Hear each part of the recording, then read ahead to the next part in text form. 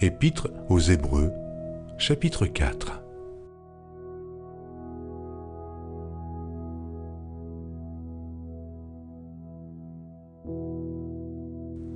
Craignons donc, tandis que la promesse d'entrer dans son repos subsiste encore, qu'aucun de vous ne paraisse être venu trop tard.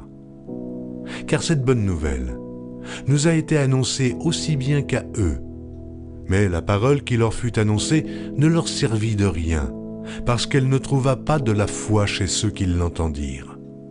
Pour nous qui avons cru, nous entrons dans le repos selon qu'il dit « Je jurai dans ma colère, ils n'entreront pas dans mon repos ». Il dit cela quoique ses œuvres eussent été achevées depuis la création du monde.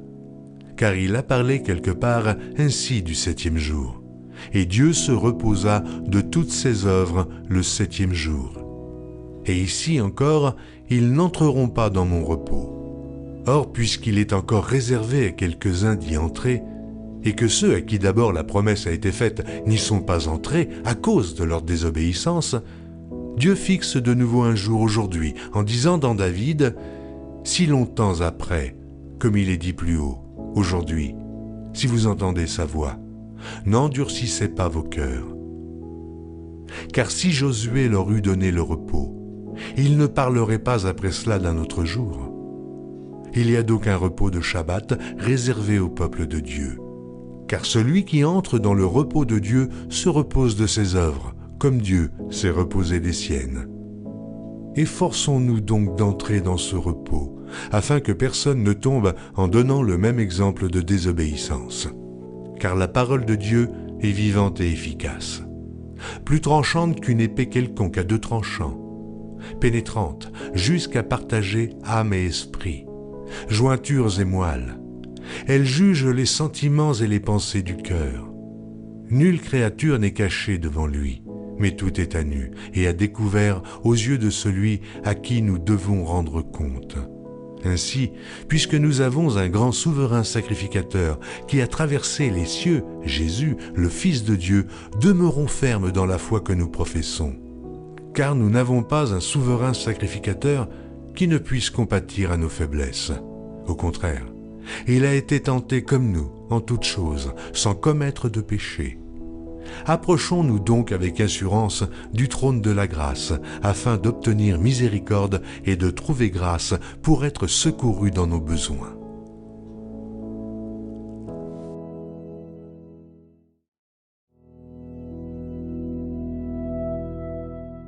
Épître aux Hébreux, chapitre 5.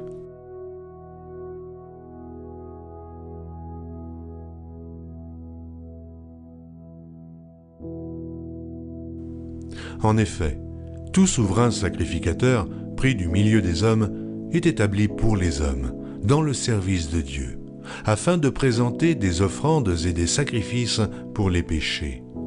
Il peut être indulgent pour les ignorants et les égarés, puisque la faiblesse est aussi son partage. Et c'est à cause de cette faiblesse qu'il doit offrir des sacrifices pour ses propres péchés, comme pour ceux du peuple. Nul ne s'attribue cette dignité s'il n'est appelé de Dieu, comme le fut Aaron. Et Christ ne s'est pas non plus attribué la gloire de devenir souverain sacrificateur, mais il la tient de celui qui lui a dit « Tu es mon fils, je t'ai engendré aujourd'hui ». Comme il dit encore ailleurs « Tu es sacrificateur pour toujours, selon l'ordre de Melchisédek ». C'est lui qui, dans les jours de sa chair, ayant présenté avec de grands cris et avec larmes des prières et des supplications à celui qui pouvait le sauver de la mort, et ayant été exaucé à cause de sa piété, a appris, bien qu'il fût fils, l'obéissance par les choses qu'il a souffertes, et qui, après avoir été élevé à la perfection, est devenu pour tous ceux qui lui obéissent l'auteur d'un salut éternel. Dieu l'ayant déclaré souverain sacrificateur selon l'ordre de Melchisédek. Nous avons beaucoup à dire là-dessus, et des choses difficiles à expliquer, parce que vous êtes devenus lents à comprendre. Vous, en effet, qui depuis longtemps devriez être des maîtres, vous avez encore besoin qu'on vous enseigne les premiers rudiments des oracles de Dieu. Vous en êtes venus à avoir besoin de lait et non d'une nourriture solide. Or quiconque en est au lait n'a pas l'expérience de la parole de justice, car il est un enfant. Mais la nourriture solide est pour les hommes faits, pour ceux dont le jugement est exercé par l'usage à discerner ce qui est bien et ce qui est mal.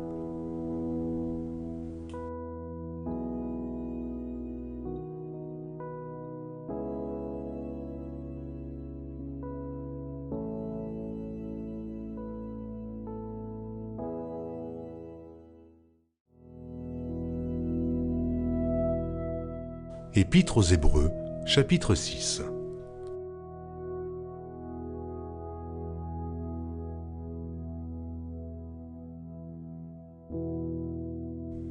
C'est pourquoi, laissant les éléments de la parole de Christ, tendons à ce qui est parfait, sans poser de nouveau le fondement du renoncement aux œuvres mortes, de la foi en Dieu, de la doctrine des baptêmes, de l'imposition des mains, de la résurrection des morts et du jugement éternel.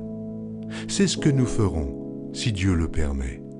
Car il est impossible que ceux qui ont été une fois éclairés et qui ont goûté le don céleste, qui ont eu part au Saint-Esprit, qui ont goûté la bonne parole de Dieu et les puissances du siècle à venir, et qui sont tombés, soient encore renouvelés et amenés à la repentance, puisqu'ils crucifient pour leur part le Fils de Dieu et l'exposent à l'ignominie. Lorsqu'une terre est abreuvée par la pluie qui tombe souvent sur elle, et qu'elle produit une herbe utile à ceux pour qui elle est cultivée, elle participe à la bénédiction de Dieu.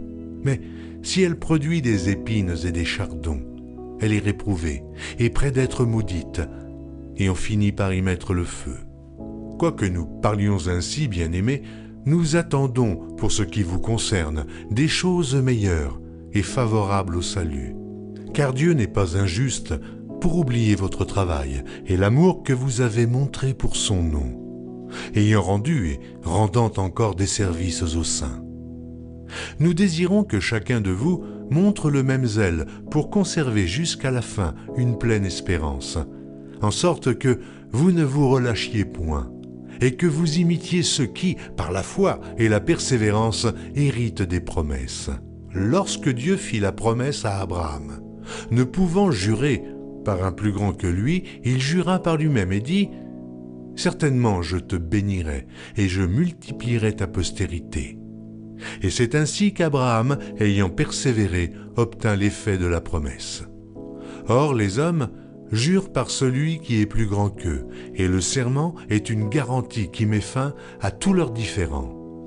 C'est pourquoi Dieu, voulant montrer avec plus d'évidence aux héritiers de la promesse l'immutabilité de sa résolution, intervint par un serment, afin que, par deux choses immuables dans lesquelles il est impossible que Dieu mente, nous trouvions un puissant encouragement, nous dont le seul refuge a été de saisir l'espérance qui nous était proposée.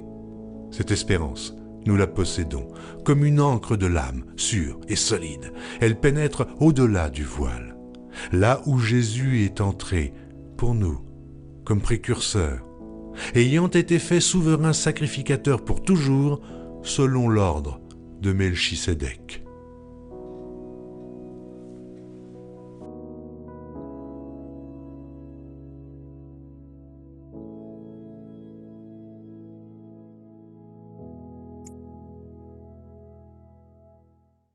Nous avons, euh,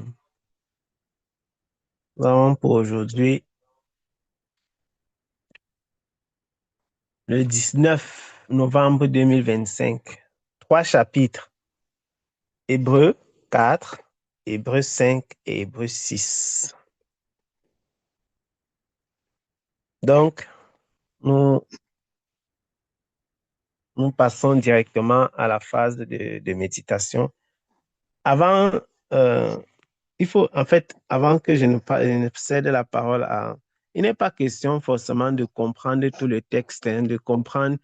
Vous n'intervenez pas parce que vous avez bien compris. Vous intervenez parfois aussi pour poser des questions. Ça se voit un peu. Tu interviens aussi pour partager ce que tu as compris de ce que tu as lu. Ce que tu as compris peut ne pas être forcément euh, la seule compréhension ou bien la compréhension la plus adéquate dans ce qu'on va corriger. C'est important parce que ça nous donne de faire l'exercice de méditation de la parole, voilà, l'exercice de méditation des textes, de tirer un message par rapport au texte que nous lisons. Et en faisant cet exercice-là habituellement, on apprend à se nourrir, voilà, à se nourrir soi-même. Parce que lorsque vous êtes dans des moments de méditation personnelle, justement, en ce moment-là, vous ouvrez votre cœur à ce que le Seigneur puisse véritablement vous parler. Cet exercice-ci sert à cela, à pouvoir préparer ces moments personnels-là. Parce que les moments personnels, il y en aura toujours. Et c'est afin on ne dépende pas, que personne ne dépende de personne. Même si on sait que, bon, il y aura toujours des enseignements, quoi. Donc, voilà un peu ce que je voulais dire. En tout cas, que le Seigneur vous bénisse abondamment. Je cède la parole à Maman Philo.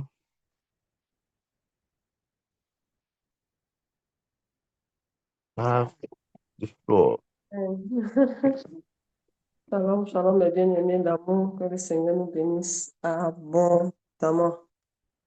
Pour moi, c'est encore un privilège de pouvoir apporter ce que j'ai compris de ces 3 chapitres de Hébreux 4, 5 et 6.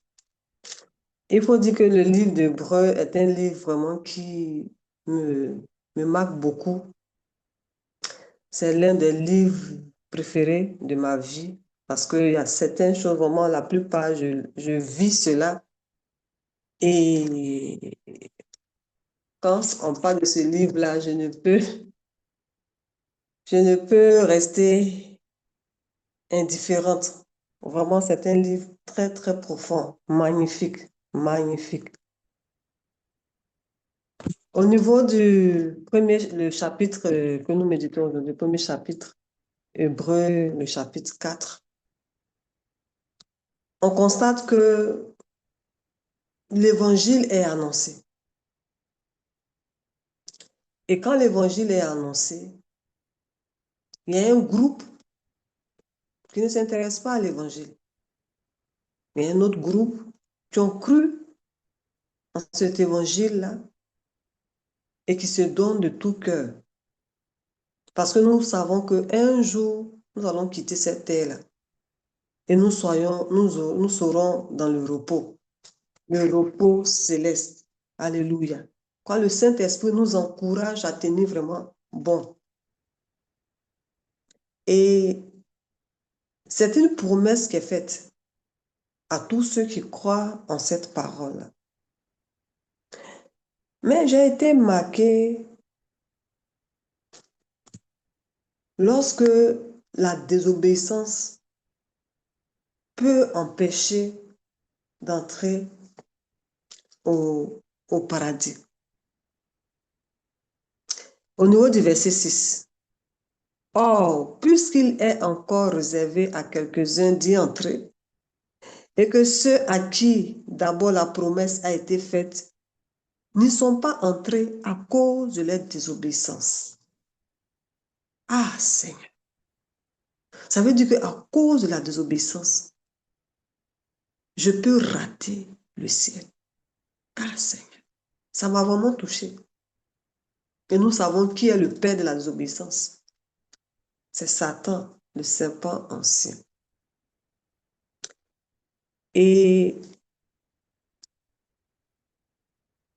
quand je continue au niveau du verset 10, nous dit qu'à celui qui entre dans le repos de Dieu, se repose de ses œuvres, comme Dieu s'est reposé des ciels.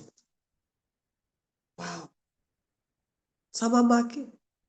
Et ça m'a mené à réfléchir, à réviser ma vie sur cette terre. Quelle œuvre je suis en train de faire sur cette terre pour qu'un jour, je puisse me reposer de mes œuvres. Je comprends que chacun de nous a l'obligation d'œuvrer pour le Seigneur.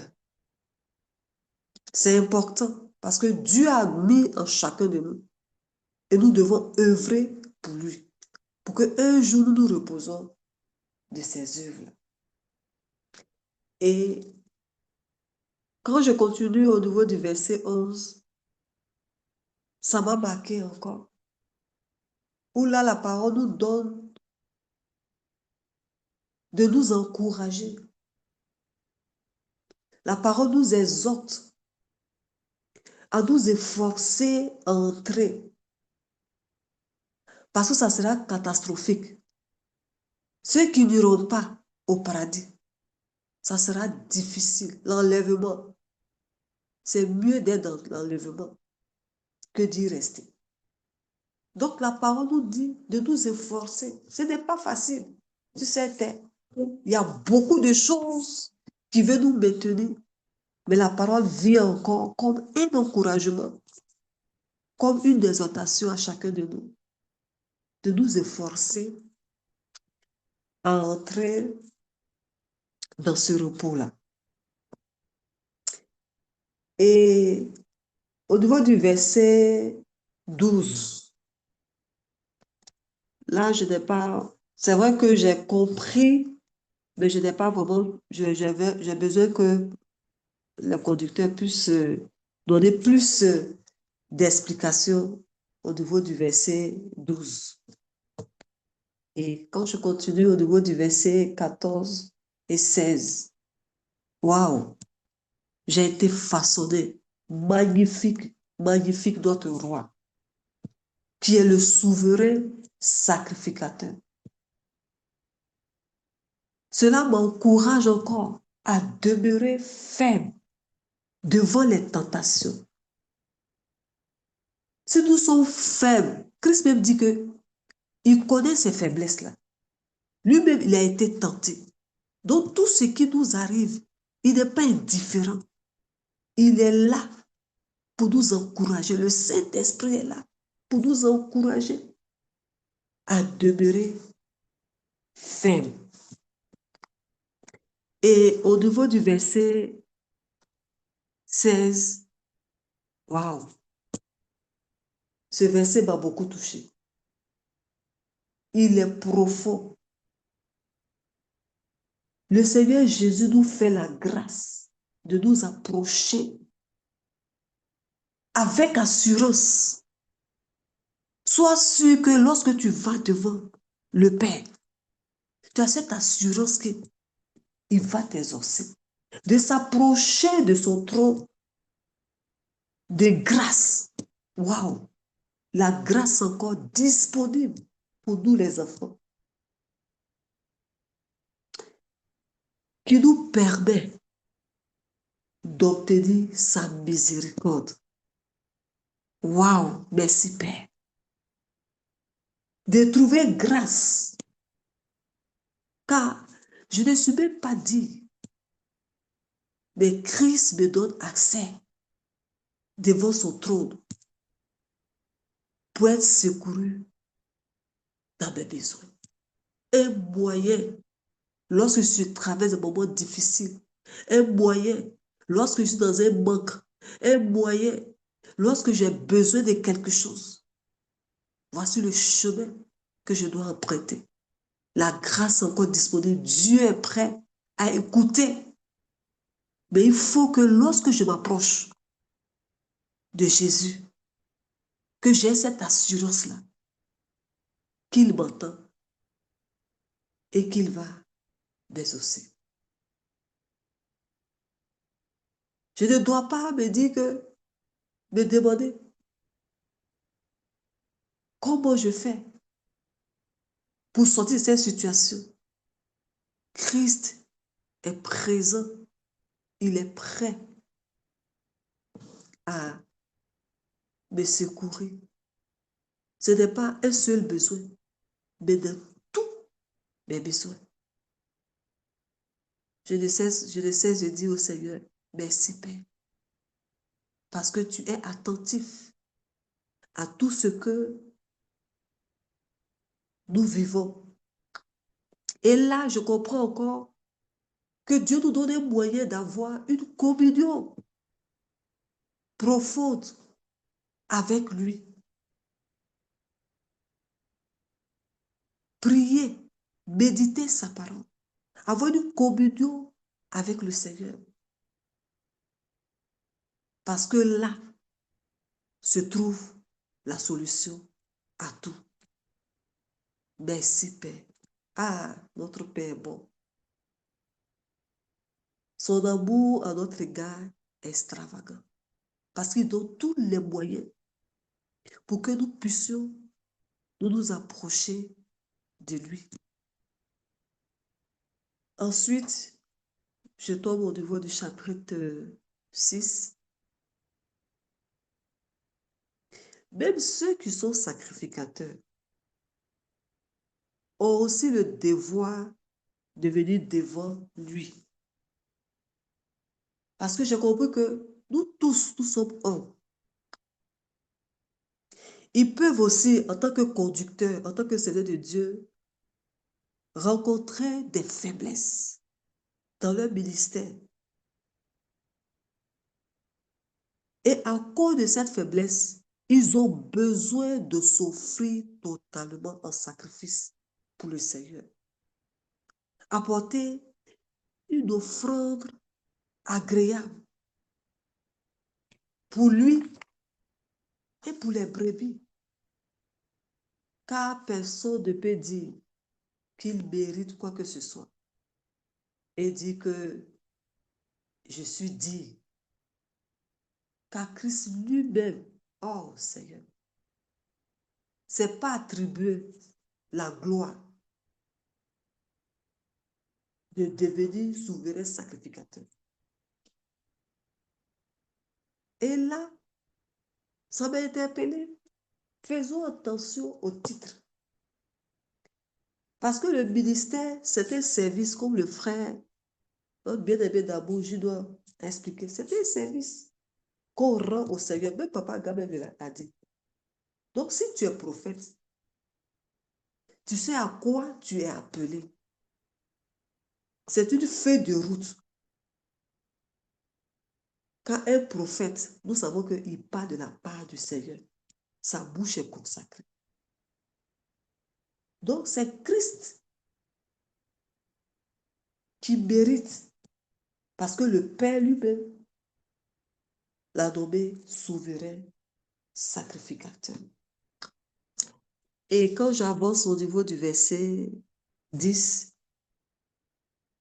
j'aimerais encore avoir plus d'explications au niveau de ce verset 10 qui dit « Dieu l'ayant déclaré souverain sacrificateur selon l'ordre de Melchisédek ». Je voulais encore avoir plus de compréhension. Et le verset 11 aussi m'a touché au niveau de cette parole, lent à comprendre. Si on est lent à comprendre les choses de Dieu, ça veut dire que je ne vais pas recevoir, apercevoir les choses spirituelles d'une manière précise. Le Seigneur nous exhorte à ne pas être lent à comprendre. Parce qu'il a dit dans sa parole que le Saint-Esprit vous enseignera toutes choses. Le Saint-Esprit est prêt à nous enseigner. Mais quelle est mon attitude? Quelle discipline je me donne pour ne pas être lente à comprendre? Parce que la lenteur peut nous emmener à ne pas percevoir les choses spirituelles. Et au niveau du verset 13 jusqu'au verset 14, nous ne devons pas rester des bébés, des enfants spirituels. La preuve, voici Béréke aujourd'hui qui récite le psaume 91, qui nous défie, qui nous challenge. Si elle restait bébé là, Mais le Seigneur veut qu'en tant que son enfant, de ne pas rester au lait, mais de grandir, de devenir des fils. Parce qu'en tant que fils, le Seigneur peut te révéler les choses extraordinaires. Voici le cas de Pierre et Jean et Jacques que le Seigneur a envoyés dans le lieu secret et ils ont vu des choses extraordinaires. Si tu es un enfant, tu n'es pas demandé à ton papa, donne-moi la voiture, je vais le conduire. Ce n'est pas possible. Il faut être fils. Il faut atteindre un certain âge pour pouvoir conduire la voiture. Et là, je comprends la maturité spirituelle. Nous devons avoir cette maturité spirituelle, de ne pas rester au même niveau. Mais nous devons grandir et être utiles pour ceux qui commencent aussi les pas dans la foi. Et au niveau du chapitre 6, la parole m'a marqué encore au niveau du renoncement. Nous devons renoncer aux œuvres mortes.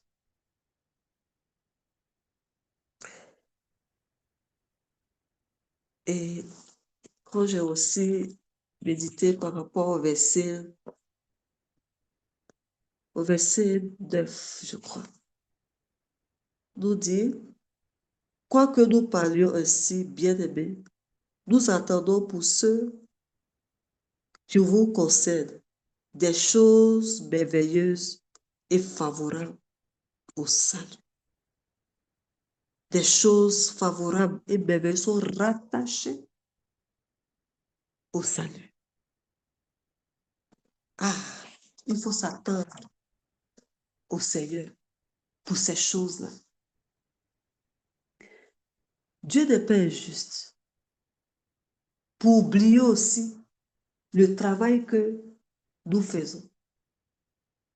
Quand nous nous consacrons, quand nous œuvrons pour le Seigneur, quand nous avons l'amour de son nom, lorsque chacun de nous continue à avoir du zèle pour ne rien relâcher à cause du nom de Jésus,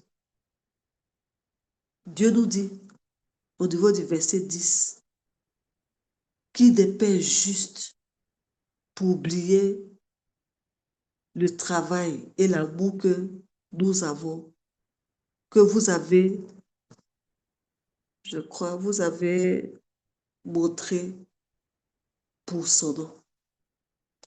Quel encouragement! Chacun de nous doit continuer à œuvrer. Dieu voit dans le secret tous ces sacrifices, toute cette détermination, tout ce zèle que nous mettions pour plaire au Seigneur, pour nous priver afin d'être sanctifiés, d'être agréables au Seigneur. Dieu n'est pas injuste.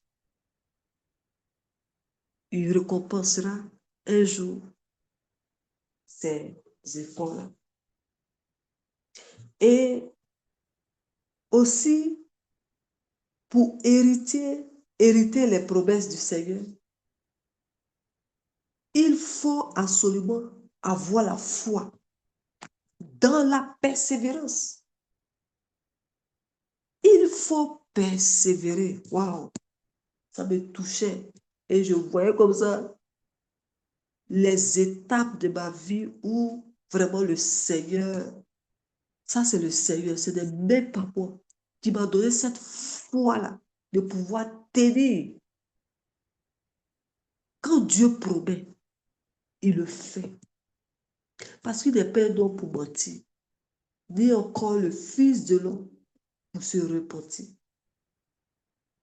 Et quand je suis arrivée à ce niveau-là, le chant du bien-aimé frère Olivier Chawa, quand il parle de persévérer, c'est des paroles vraiment profondes. Nous devons persévérer, nous devons avoir la foi Pour obtenir la promesse, Dieu a parlé. Nous avons d'autres pas. Sans la foi, sans la persévérance, nous ne pouvons pas obtenir ces choses-là. Et au niveau du verset 13, j'aimerais aussi avoir plus d'explications à ce passage-là.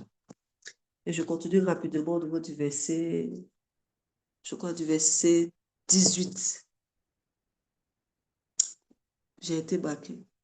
C'est tellement vrai. Il n'y a pas d'autre parole qui peut nous dire, c'est tellement vrai. Il est impossible que Dieu mente. En Dieu, il n'y a pas de mensonge.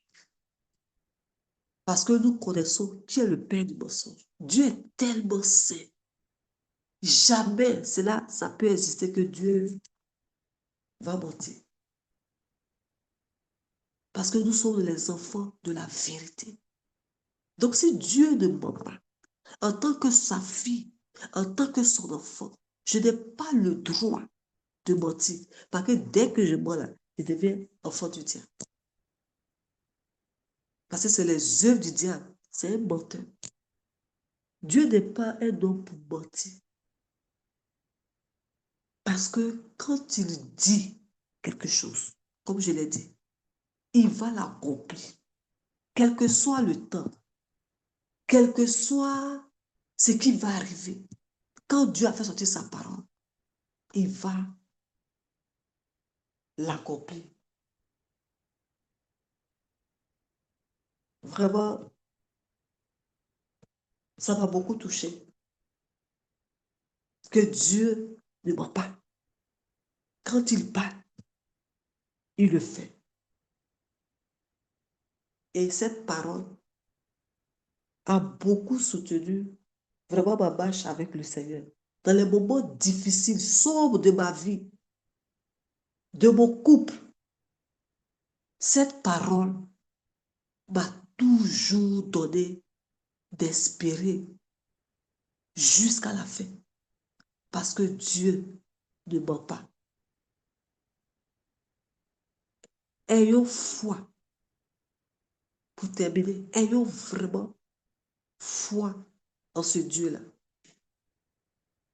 Mais nous devons savoir que sans la foi, nous ne pouvons pas obtenir des choses de la part de Dieu. Et pour terminer, je devrais lire le passage de Psaume 130. Je ne vais pas tout lire, c'est vrai que ce n'est pas beaucoup de passages du verset, mais je vais commencer à lire au niveau du verset 5. Rapidement, je vais lire et puis je vais laisser le passage aux autres.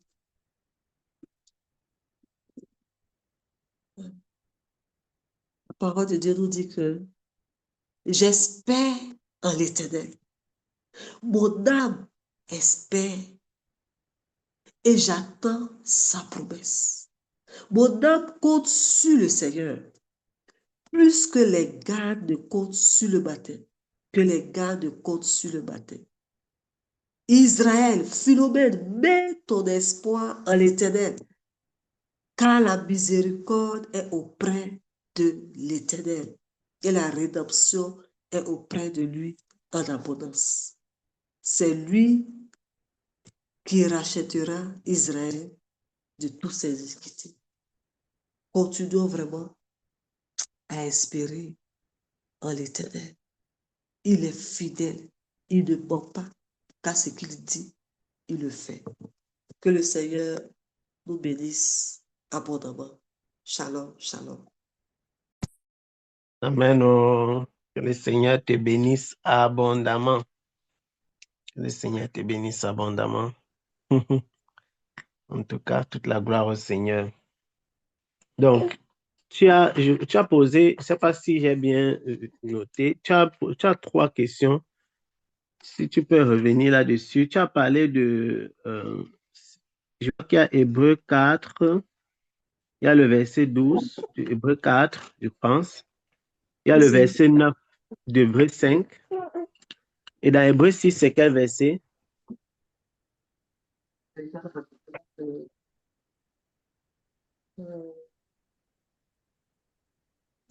C'est au niveau du verset 13. Verset 13. Hein? Ok, d'accord. Seigneur te bénisse. Merci beaucoup. Amen. On va prendre l'intervention de Maman Jeanne. Et je vais voir la caméra ouverte. Ok, on prend Maman Jeanne.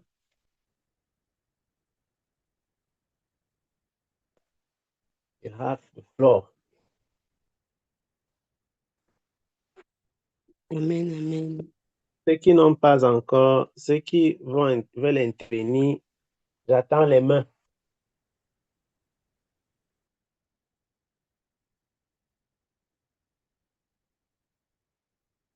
Amen. Gloire au Seigneur, gloire au Seigneur. Moi, je dis encore merci au Seigneur pour ce livre d'Hébreux.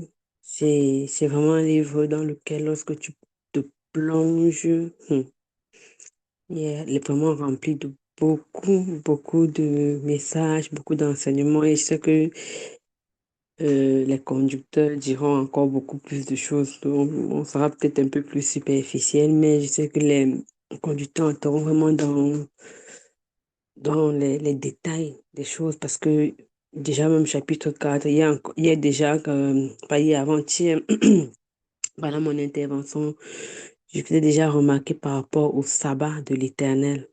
Donc, quand je lisais encore aujourd'hui, je voyais encore ça, ce repos-là que le Seigneur donne. Le sabbat qui n'était que la préfiguration de ce que le Seigneur prépare pour son Église. Parce que actuellement nous sommes sur terre, nous sommes en train d'œuvrer. Et quand le Seigneur va nous enlever, on entrera dans son repos. Là, c'est notre sabbat. Après avoir travaillé. Et c'est pour ça que le Seigneur dit qu'ils n'entreront pas. Ceux-là qui n'ont pas respecté ma loi, ceux-là qui n'ont pas fait ma volonté, qui n'ont pas marché comme je voulais. Et vraiment, le Seigneur montre que c'est tellement pour notre génération. C'est-à-dire que Moïse en a parlé. Il dit que mes fils David reviennent parler de la même chose. Ça parce que ça ne concernait pas le peuple d'Israël. C'était une prophétie. Et quand Paul en parle, c'est pour dire que c'est pour l'Église, c'est pour nous. Ce repos-là que le Seigneur nous prépare. Ah Seigneur, c'est merveilleux. Nous sommes dans la phase du travail. Et même la parole de Dieu dit que même le Seigneur a travaillé 6 jours et son sabbat était le 7e jour. Et le verset 10 pouvait encore dire, car celui qui entre dans le repos de Dieu se repose de ses œuvres comme Dieu s'est reposé des siennes. Et quand je disais ça, j'étais encore émerveillée, émerveillée, émerveillée de voir comment le Seigneur prépare quelque chose de... Ah, des choses comme ça que quand tu lis, non, tu dis, Seigneur, je dois seulement monter. Je dois seulement monter. L'histoire de... Vraiment, l'enlèvement ne doit pas me rater. Ça ne doit pas me laisser ici.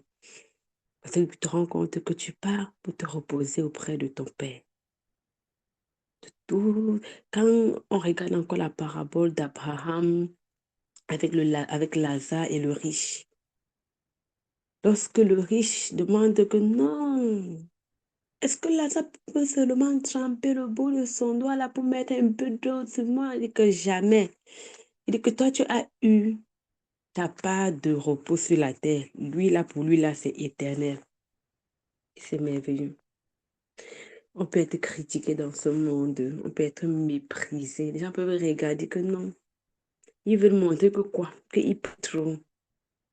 Oh, ils veulent montrer que quoi? Qu'ils croient trop. Ils veulent montrer que quoi? Non, ils n'ont qu'à dire. C'est notre travail. Ah, Seigneur, j'étais davantage encouragée à marcher, à faire la volonté de Dieu, à vraiment me dépouiller davantage pour que le Seigneur, vraiment, pour plaire à mon Dieu, pour plaire à mon Dieu, comme une femme cherche à plaire à son époux. Quand elle s'habille, elle regarde comme ça, là, elle demande, ah chérie, est-ce que je suis bien? C'est vraiment ce que je disais, Seigneur, je veux te plaire. Je veux te plaire, Seigneur. Je désire vraiment entrer dans ton repos. Dans ton repos, Seigneur. Dans ton repos. Ah, Père. Et on voit encore comment la parole du Seigneur, l'effet de la parole du Seigneur, elle est vivante, efficace, plus tranchante qu'une épée quelconque, à double tranchant, pénétrante jusqu'à partager âme et esprit, jointure et moelle. Cette parole-là que le peuple a reçue. Parce que quand on lit derrière le chapitre 3, on se rend compte qu'ils avaient reçu la parole du Seigneur, mais ils ont fait à leur tête. C'est pourquoi le Seigneur dit, je jurais, ils n'entreront pas dans mon repos.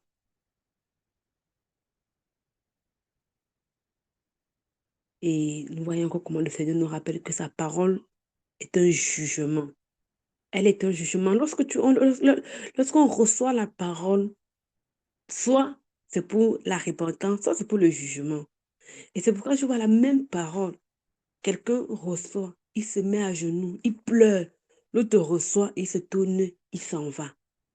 Il dit, mais tu penses que quoi? Vous voulez montrer que quoi? Vous êtes trop saint, vous êtes trop ceci. Cette même parole qui t'a poussé à la repentance, qui t'a poussé au cri, au pleur. Et le Seigneur fait ça pour séparer.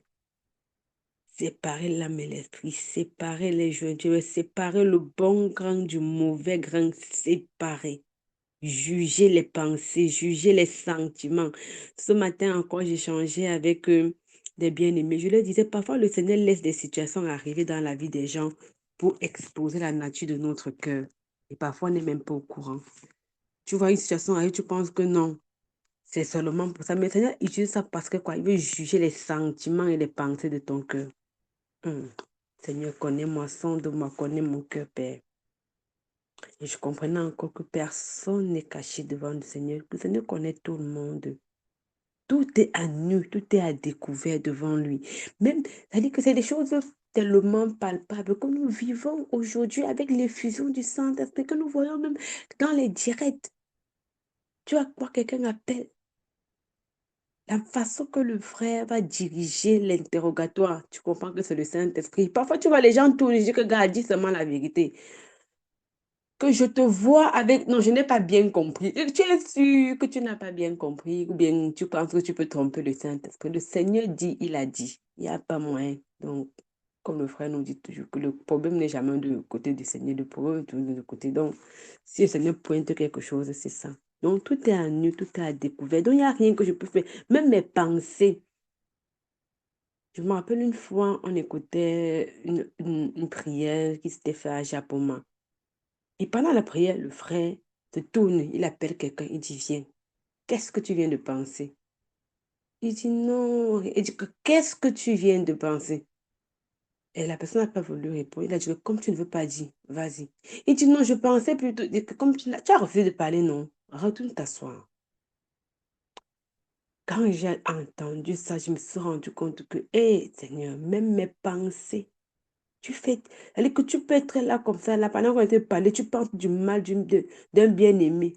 Le Seigneur te donne même l'occasion de te repentir, mais quand tu te rends compte que les gens vont dire que, oh, ceci, cela, maman, c'est ça même que, et je comprends encore davantage que si tu as honte de moi, c'est ça même avoir honte du Seigneur, parce que tu peux porter ta malédiction comme ça. Et ça m'a vraiment touché encore. Quand je vois comment tout est à nu, je me rappelle vraiment le témoignage de notre frère Michel du Nigeria. J'ai été touchée par sa façon humble de revenir. Le Seigneur connaît tout ce que tu as dit, mais il n'a pas voulu se cacher. Il est venu devant toi, Mondovision. Frère, j'ai pensé ça de toi. Frère, j'ai pensé ça de toi. Frère, j'ai pensé ça de toi. Je te demande pardon. Il y a telle sœur qui est dans tel pays. J'ai pensé ça, ça. Telle autre sœur, je ne sais même pas si elle va me pardonner. Mais à Mondovision, une vidéo que tant que YouTube n'enlève pas, ce sera toujours là. Mais le frère n'a pas regardé à ça. Tout est à nu devant le Seigneur. Tout est à nu et à découvert. Est-ce que si le Seigneur exposait mes pensées à Mondovision, j'en serais digne? Est-ce que je serais fière de ce que j'ai pensé, de ce que j'ai réfléchi, de comment est-ce que j'ai pensé du coup? Ah, Seigneur Jésus, aide-moi, Père. Aide-moi, Père. Et je voyais encore dans ce chapitre 14 à la fin, l'important de demeurer ferme dans la foi que je professe. Une chose est de parler, l'autre est de mettre en pratique. Vraiment, je crie encore au Seigneur de m'accorder la grâce de demeurer ferme dans la foi. Ferme dans la foi. Et le verset 15, encore me marquait, ça revenait encore ce qu'on disait la dernière fois sur le chapitre 3, que Jésus-Christ a pris la forme humaine pour vivre tout ce que je peux vivre et pouvoir me donner comme un exemple à suivre devant chaque situation. Parce que si lui est passé par là et il a résisté à l'ennemi, ça veut dire que je peux y arriver. C'est pour ça qu'il est capable. Lui, il est un souverain sacrificateur qui compatit à mes faiblesses. Parce qu'il a été tenté en toutes choses. Donc, il n'y a pas une tentation que je peux avoir que le Seigneur n'est pas passé par là. La parole de Dieu précise que c'est toutes choses. Donc, il y a chaque étape, chaque tentation que je peux vivre, j'ai la réponse dans la parole. Donc, je n'ai pas le droit de dire que je suis tombée parce que ce n'était pas écrit, je n'avais pas... parce que voilà le livre même, l'exemple même, le Seigneur nous dit, le Seigneur a été tenté en toutes choses, mais il n'a pas laissé l'ennemi prendre le dessus. Il a persévéré jusqu'à la fin. Et je vois encore comment est-ce que nous devons nous approcher du Seigneur avec assurance, pas dans le doute. Oh Seigneur, est-ce que c'est même le Seigneur qui m'a parlé? Peut-être c'est mes pensées. Peut-être c'est parce que comme, peut-être mon corps fait comme, peut-être j'ai les vertiges parce que j'ai fait 24 heures à sec. Peut-être on commence à attribuer les œuvres du Saint-Esprit à notre propre pensée. Peut-être mon ventre fait mal comme ça parce que je n'ai pas mangé hier. Peut-être c'est te fait un nettoyage, que non, c'est l'estomac. C'est l'estomac qui me menace. Vraiment, quand je ne mange pas 2 jours comme ça, l'estomac me menace trop. S'approcher du Seigneur avec assurance, s'approcher du trône de grâce avec assurance. Avec assurance. C'est quand j'ai cette assurance-là que je peux trouver la grâce pour être secouru. Continuant le chapitre 5, je voyais encore comment le Seigneur met sur la table les souverains sacrificateurs humains là, qui devaient sacrifier les brebis, les agneaux, les moutons et autres pour le péché du peuple et même pour leur propre péché. Parce qu'eux-mêmes ils devaient se sanctifier avant d'entrer dans le lieu très saint. D'ailleurs, dans le lieu très saint, on entre là-bas une fois l'année. Donc, et si tu entres là-bas, tu n'es pas bien là, mon ami.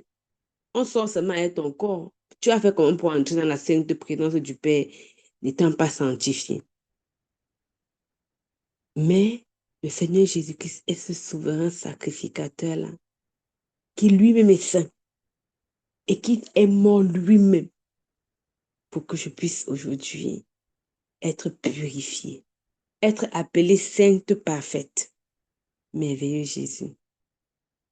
Et je comprends encore davantage que ces sacrificateurs-là pouvaient être indulgents, hein, parce qu'ils sont eux-mêmes faibles. Et c'est comme ça, je connais des prédicateurs qui prêchent par exemple que la masturbation n'est pas un péché. Mais tu comprends clairement que si quelqu'un vit dans un péché, il va prêcher la même chose. Parce que lui, il a ses faiblesses. Il ne veut pas se baser sur la parole. Parce que c'est que s'il prêche ce qui est dans la parole, ce sera un jugement pour lui-même. Tu vas finir de dire que la masturbation, toi-même, le soir, tu fais quoi? Tu es dans la masturbation. Les gens sont en train de prêcher pour la polygamie parce que c'était polygame. Il n'a pas le courage de dire que, OK, la parole de Dieu déclare qu'un bon évêque doit être marié d'une femme. Donc, je ne dois pas. C'est comme ça que les fausses doctrines sont souvent introduites. Parce que les gens sont dans des choses, ils ne sortent pas de là. Et la parole n'est pas appliquée clairement que l'évêque doit être comme ça, comme ça, comme ça. Et après, on laisse les choses passer. Et après, ces gens-là reviennent maintenant prêcher. Comment tu vas prêcher contre quelque chose dans lequel tu vis? Comment toi, un homme, tu vas dire que non, les femmes doivent pas mettre le pantalon, pourtant ta femme met le pantalon. On vous voit dans toutes les fêtes, elle a le pantalon. Tu fais comment? On va dire que non, si une femme, si elle a le Saint-Esprit, ce n'est pas grave. Si quand on prie, elle tombe, elle prophétise, ce n'est pas grave. Ah Seigneur, tu es un souverain sacrificateur parfait. Et j'étais davantage marquée dans ce chapitre 5, lorsque on revient encore parler de comment Jésus a vécu. Moi, ça m'a marqué. Comment on dit que dans les jours de sa chair, donc quand il était sur terre, dans la chair, il a crié, il a pleuré, il a prié, il a supplié. Hey, j'ai dit que mince, Seigneur, regarde tout ce par quoi tu es passé. Vraiment pour que nous puissions nous sentir à l'aise et se rendre compte que ce par quoi on passe, le Seigneur lui-même a déjà traversé ça. C'est pour ça qu'il dit dans Jean 16, 31 que ne craignez pas parce que moi j'ai vaincu le monde. Lui-même, il passe par là, il passe par toutes ces étapes-là. Mais il a été obéissant. Bien qu'il fût fils, il a été obéissant. Il dit, Seigneur, donne-moi de t'obéir. Donne-moi de t'obéir, Père. Souvent, on a la première fois, le frère, papa Louis se parlait encore de ça la dernière fois, que tu sens une première fois qui te dit que non, donne ton argent à telle personne. Dès que la parole est venue, c'est le Seigneur qui t'a parlé. Si tu n'agis pas en même temps, la deuxième voix, c'est la voix de l'ennemi. Les raisonnements, les ceci. Est-ce que, est-ce que, est-ce que vraiment, finalement, tu ne donnes pas? Et tu as perdu comme ça l'écoute de la voix du Seigneur. Le Père t'avait déjà envoyé sa voix, mais tu n'as pas été capable d'écouter la voix du Père. Et le Seigneur lui-même, il est l'auteur de notre salut. C'est lui le sauveur. C'est sa mort à la croix, c'est son sang versé qui est venu laver mes péchés, laver mes fautes. Ah Seigneur, l'auteur de mon salut. Et dans la suite encore, je voyais comment il parle ici de comment est-ce que les enfants sont nourris et les adultes sont nourris. Si les paroles que je reçois ne me poussent pas à m'améliorer, je suis toujours en train de piétiner sur place, alors je suis un enfant et donc c'est au lait qu'on doit me nourrir. Mais la nourriture solide, c'est pour les hommes faits. Les gens capables de discerner le bien et le mal. Parce que l'enfant fait n'importe comment. L'enfant fait n'importe quoi. C'est-à-dire que vraiment, je prends un exemple qui nous est arrivé, par exemple, aujourd'hui, quand mon chef est venu me chercher.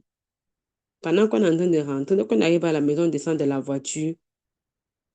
Il était devant, Béka était derrière, j'avais porté le bébé. Je regarde derrière, je vois l'habit de Béka est mouillé. Je dis que c'est comment? Tu as pissé sur toi, hein? Oui, maman. Donc, on était assis dans la voiture, on est quitté de l'hôpital pour la maison, tu as pissé sur toi. Tu n'as pas dit que tu veux pisser. C'est ça, alors, les enfants. Et parfois, nous-mêmes, nous nous comportons comme ça, là, avec le Seigneur. Et moi, c'est quelque chose qui m'interpelle encore. Et il dit que vous avez encore besoin qu'on vous enseigne les premiers rudiments des oracles de Dieu.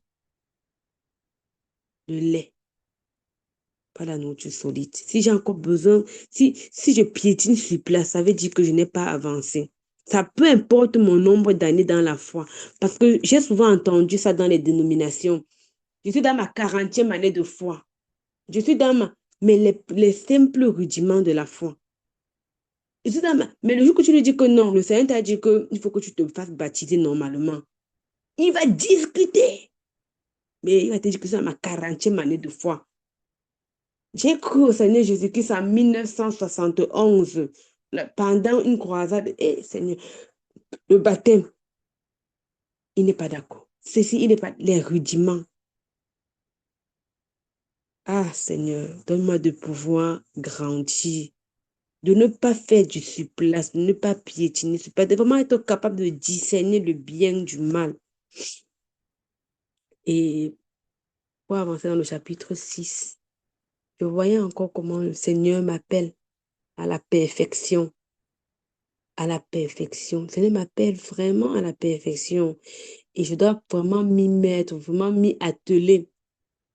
Parce que si on blague, c'est la parole de Dieu qu'il est impossible que ceux qui ont été éclairés une fois, qui ont goûté le don céleste, qui ont eu part au Saint-Esprit, qui ont goûté la bonne parole de Dieu et les puissances du siècle à venir, et qui sont tombés, soient encore renouvelés, amenés à la repentance.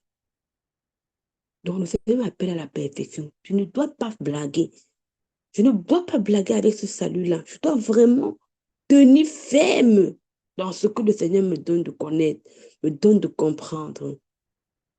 Le Seigneur ne va pas m'abreuver comme ça pour que je ne puisse pas porter du fruit digne de lui.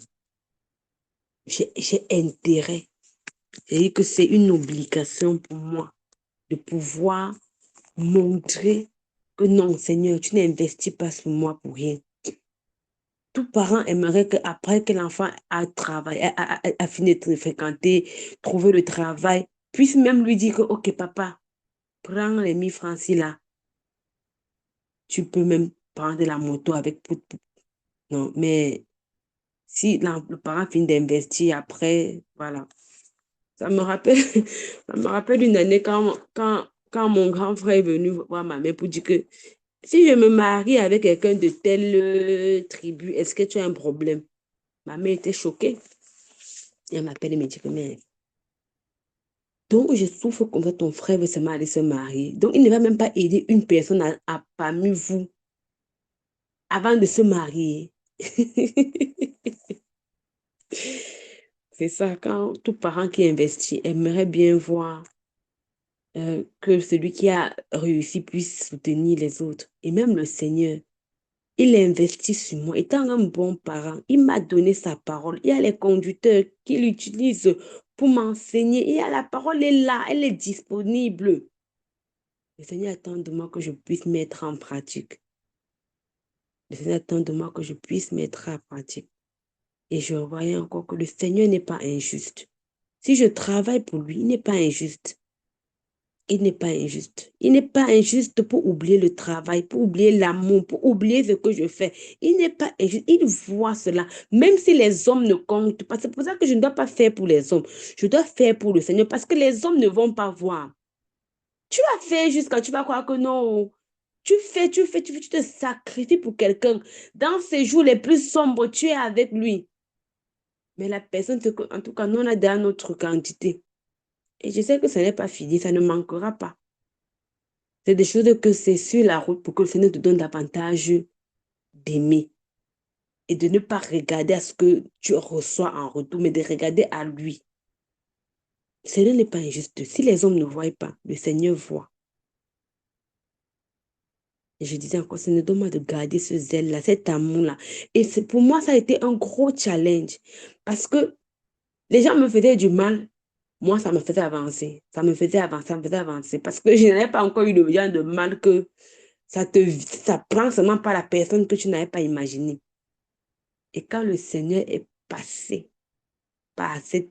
C'est-à-dire que quelqu'un que tu considères jusqu'à ce que tu dis que non, mon pied, ton pied. Mais ça m'a d'abord bien brisé. Bien même. Mais tu restes comme ça là. Un mois, 2 mois, c'est comme si tu es dans une bulle sombre. Tu ne vois pas à gauche, tu ne vois. Tu es dépassé. Mais comment elle m'a fait ça? Mais le Seigneur laisse des choses pareilles arriver pour m'enseigner. Pour m'enseigner. Et je me rappelle encore que j'ai pris des mois, et même des années pour crier au Seigneur de restaurer l'amour. Parce que j'avais tellement d'amour, mais il fallait passer par ces étapes-là pour que le Seigneur me donne de comprendre que quand tu fais, n'attends rien en retour. Parce que je le disais avec la bouche, mais le cœur ne l'avait pas encore compris. Et il fallait que je passe par là, par cette déception du monde-là, ces souffrances-là, que les gens que tu ne peux pas imaginer, quelqu'un que tu as donné ton tout, te fait quelque chose comme ça, tu dis que, hé, on peut faire ça à quelqu'un. Et c'est déjà avec qui tu pries. C'est déjà avec qui tu peux évangéliser. Je te demande que, mais, hey, Seigneur, mais Dieu voulait que passe par là. Pour qu'aujourd'hui, quand tu fais, tu puisses faire avec amour sans attendre rien en retour. Parce que si tu attends rien en retour, tu as déjà ta récompense. Si tu attends que non, je veux avoir, le Seigneur dit que non, vous avez à votre récompense. Mais si tu n'attends rien en retour, ta récompense, c'est le Seigneur. Parce qu'il n'est pas injuste. Seigneur, donne-moi de garder le zèle, cet amour pur-là pour tes enfants. Donne-moi de garder ce zèle-là pour toi. Et je vois encore dans la fin du texte comment est-ce que le Seigneur a tout fait pour prouver encore ça. Ouais, Seigneur, c'est tellement merveilleux la façon que le Seigneur agit. Quand je lis le texte de Débrou, je suis davantage marquée. Je termine avec le verset 19 qui dit que cette espérance, nous la possédons comme une ancre de l'âme, sûre et solide. Elle pénètre au-delà du voile. L'espérance dans le Seigneur. Vraiment, c'est ce que j'ai compris de ces 3 chapitres du test d'Hébreux. Que le Seigneur vous bénisse abondamment. Amen, oh. Amen, amen, amen. Que le Seigneur te bénisse abondamment. À ça, magnifique. Oui, mon frère Yannick, you have the floor.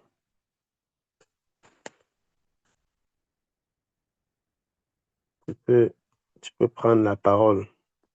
Ok, merci mon frère. Shalom encore mes bien-aimés. Avant que tu n'arrives, tu es vraiment venu séparer la bagarre du premier verset là. Donc, je traverse ça, le premier verset du chapitre 4. Et le deuxième verset, ce que j'ai compris au deuxième verset là, c'est la parole ne sert à rien quand elle est annoncée à ceux qui n'ont pas la foi. Ça m'a fait me réfléchir un peu. Nous devons annoncer la parole aux gens. Est-ce que ces gens-là auront la foi, auront la foi pour écouter cette parole, ou on va annoncer comme ça et que ça ne va servir à rien? Mais j'aimerais aussi donner quelques éléments de réponse, toujours en me basant sur la parabole du semeur.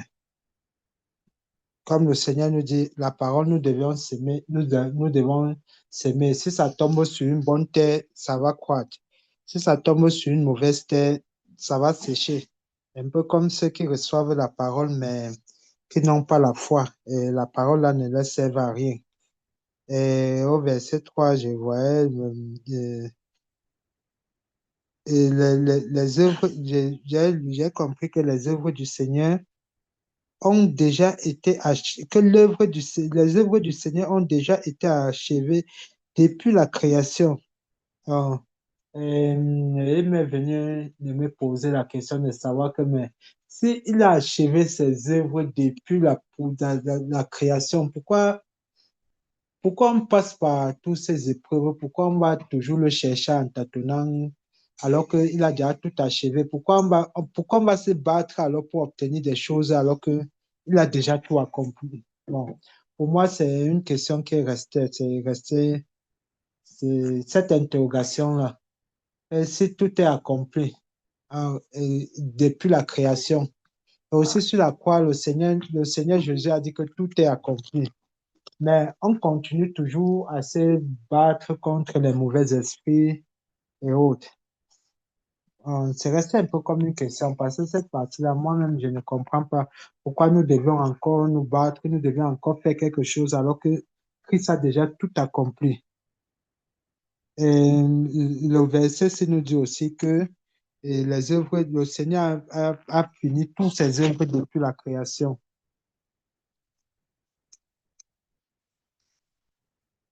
Je me disais donc, Dieu, comme au verset 4, il dit que Dieu, attends, au verset 4, là, d'accord, car il a parlé quelque part ainsi du septième jour. Et Dieu se reposa le septième jour. Et le septième jour, qu'on peut dire le sabbat, que Dieu se reposa le septième jour. Et il a fini ses œuvres. On dit Dieu a fini ses œuvres jusqu'à ce qu'il se repose. Et je me demande, Donc, Dieu, c'est juste une métaphore où Dieu est vraiment en train de se reposer parce qu'il a déjà fini ses œuvres. On a dit le septième jour, il se reposa. Et je ne pense pas que Dieu a créé d'autres jours. Je ne sais pas si mon frère Gaël comprend, ou si vous comprenez un peu le sens Oui, je de... comprends très bien. Ok, à partir aussi vers le verset 6 qui dit, ceux à qui la promesse a été faite n'y entreront point à cause de la désobéissance. Ce verset aussi m'a fait beaucoup réfléchir parce que ce n'est pas le fait d'avoir la promesse. On peut te promettre quelque chose, on peut dire que tu vas faire telle chose, tu vas avoir telle chose, mais à cause de la désobéissance, tu n'entres pas dans la promesse. Et ma prière était aussi que Dieu nous donne de discernement et de ne pas obéir, nous donne de ne pas obéir à sa parole. Parce qu'on peut bien avoir des promesses, on voit même dans les lives et autres, on voit la parole, le Saint-Esprit annonce certaines paroles, la parole de quelqu'un sort, une bonne parole, on dit Dieu va te bénir, Dieu va te faire ceci. Et ça peut être vrai. À partir de ce verset, j'ai compris que ça peut être vrai et ne jamais se réaliser parce que tu vis dans le péché, dans la désobéissance. Bon, c'est un peu ce que j'ai compris du verset 6 au 7.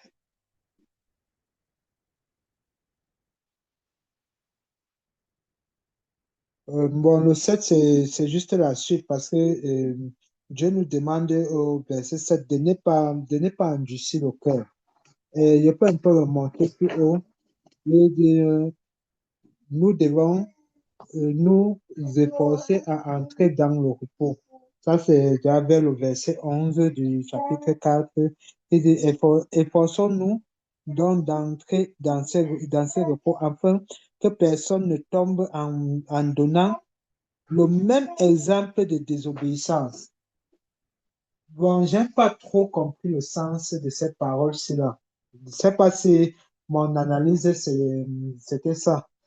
Il dit que personne que nous devons nous efforcer à entrer dans ces repos, afin que personne ne tombe en donnant le même exemple de désobéissance. Je ne sais pas si ici, le fait de tomber, c'est donner l'exemple. Ça veut dire que quand on désobéit, on tombe, c'est pour donner l'exemple aux autres ou qu'est-ce que le Seigneur voulait dire par là? Qu'est-ce que cette parole veut dire? Et si j'avance un peu, bon, le chapitre 5, je n'ai pas noté grand-chose. Ce qui a pu attirer mon attention, c'était au chapitre 6. À partir du verset 1 où on a parlé du renoncement, de renoncer des œuvres. On a parlé du renoncement des œuvres. Quelles sont, quelles sont ces œuvres? Bon, je ne sais pas si c'est la suite, là, c'est la description de ces œuvres parce qu'on dit que euh, c'est pourquoi laisser les éléments de la parole de Christ de Christ, tendons à ce qui est tendons à ce qui est parfait, sans poser de nouveau le fondement du renoncement, sans poser de nouveau le fondement du renoncement des œuvres mortes. Je me demandais quelles sont les œuvres mortes de ma vie. Bon, en lisant le verset suivant, je ne sais pas si c'est ça que c'est en train de rénumérer ou c'est autre chose. Parce que au verset suivant, on dit de la foi en Dieu, de la doctrine des baptêmes. Je ne sais pas si les baptêmes c'est une doctrine, et de l'imposition des mains, et de la résurrection des morts et du jugement éternel. C'est ce que nous nous faisons, c'est ce que nous faisons si Dieu le permet. Bon, ceci là, je n'ai vraiment pas compris le sens.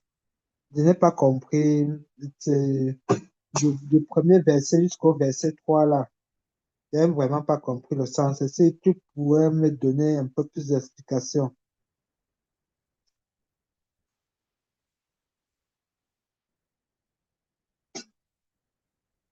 Et aussi maintenant, à partir du verset 4 aussi, qu'on disait que il est impossible que ceux qui ont été une fois éclairés, qui ont goûté le don céleste et qui ont eu part au Saint-Esprit, qui ont goûté la bonne parole de Dieu et, et les puissances du siècle à venir et qui sont tombés, soit encore une nouvelle, soit encore renouvelés et amenés à la repentance, puisqu'ils ont crucifié pour leur part le Fils de Dieu et l'exposer à l'ignominie. Bon, même ça, alors, ici, là, alors, moi, je n'ai pas compris le sens de la parole.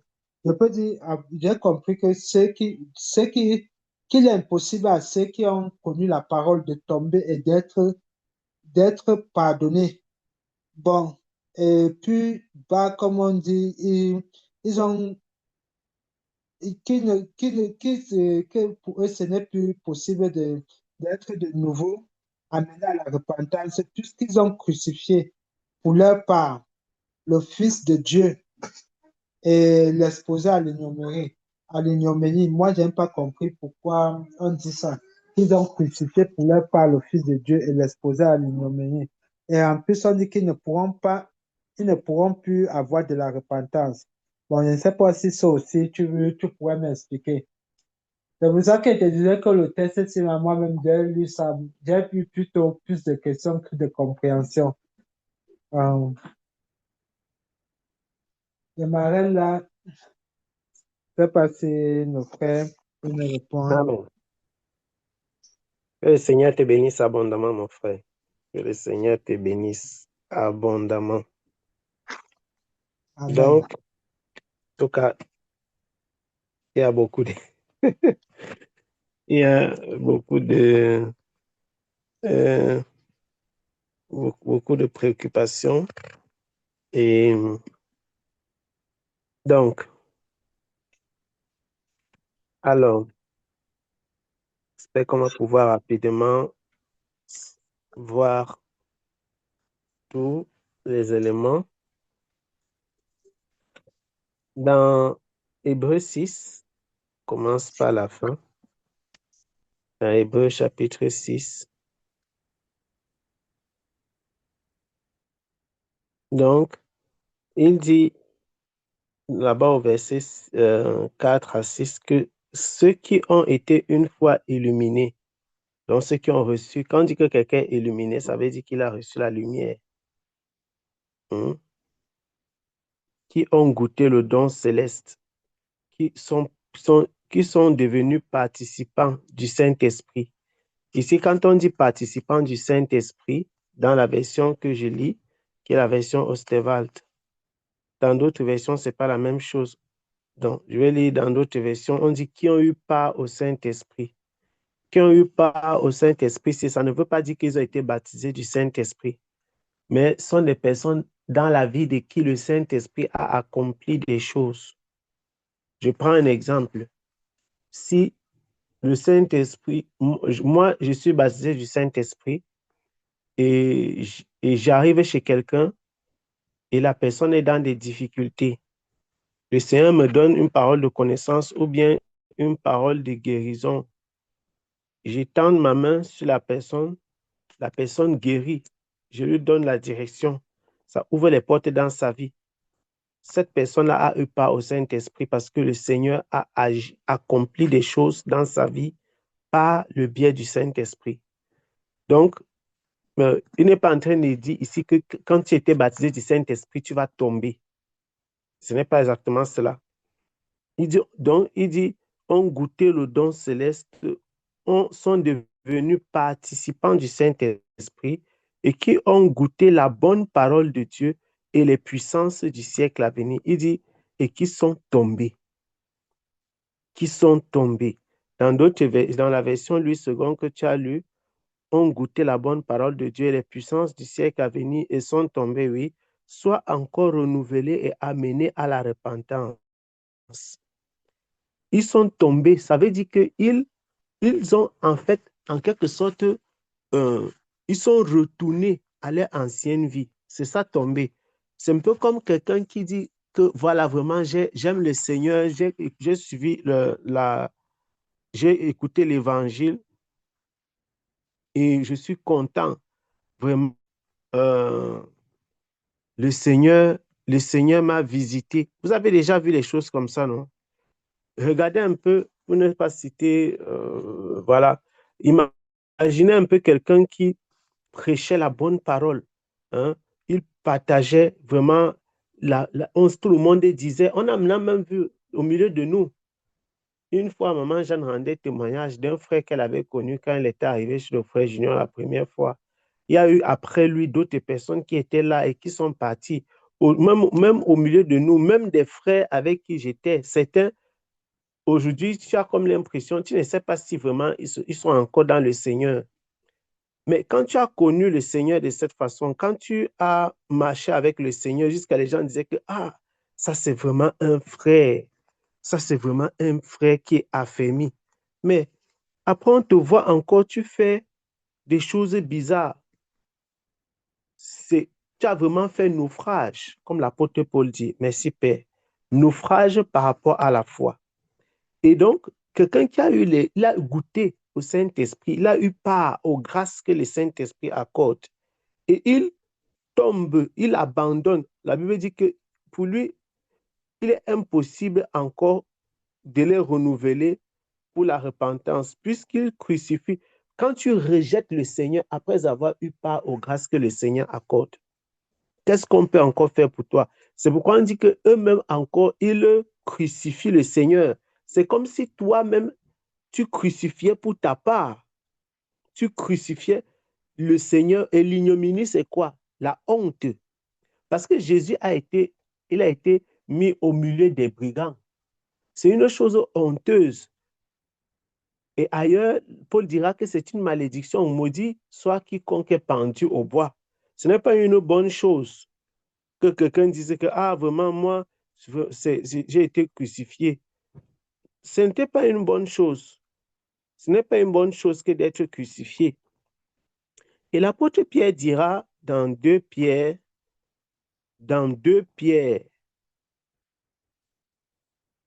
le chapitre 2, si tu peux lire 2 Pierre chapitre 2,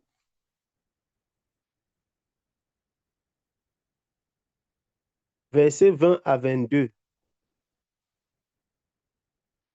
Et on va terminer. 2 Pierre 2, 20 à 22.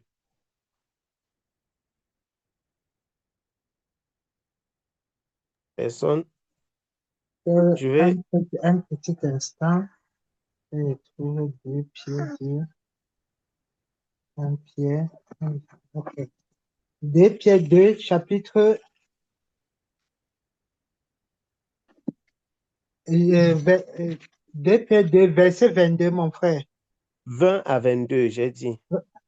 2 Pierre 2, verset 20 à 22. Verset 20. En effet, si après être retiré des souillures du monde par la connaissance du Seigneur et Sauveur Jésus-Christ, ils s'y engagent de nouveau et sont vaincus, leur dernière condition est pire que la première.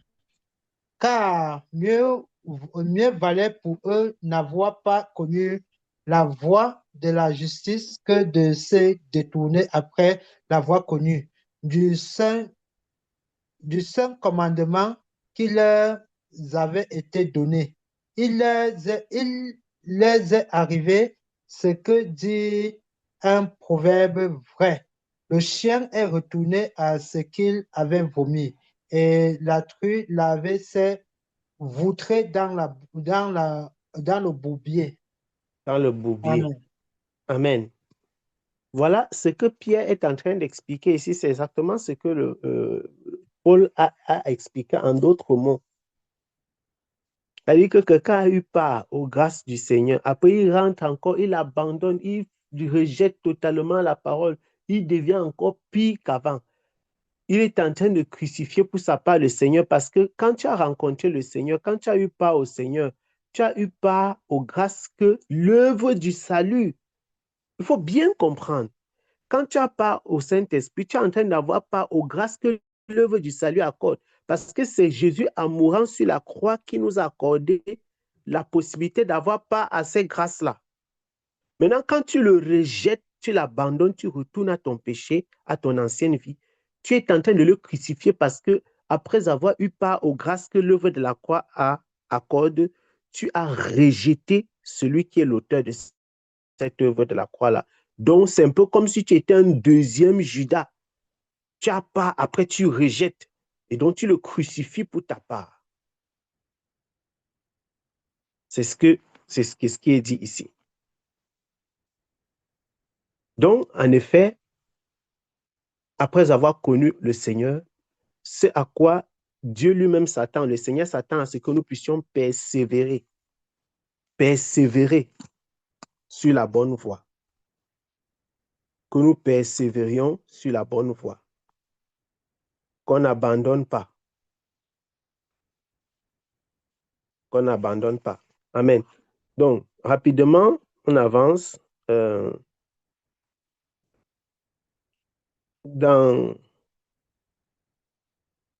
Toujours dans ce même chapitre 6, le verset 1 à 3 aussi était un sujet de questionnement, où il est écrit que c'est pourquoi, laissant les premiers principes de la doctrine de Christ, la doctrine de Christ, c'est l'enseignement de Christ. La doctrine, c'est l'enseignement. La doctrine, c'est l'enseignement. Donc, les principes de la doctrine, ce sont les éléments fondamentaux de la doctrine, les éléments les plus basiques de la doctrine. Hein? Les éléments fondamentaux, les éléments basiques. Il dit donc, tendons à la perfection. Pourquoi est-ce qu'il dit que laissant ces éléments, comme je vous ai dit tout à l'heure, quand vous voyez un chapitre qui commence comme ça, il faut le mettre en perspective avec le chapitre précédent.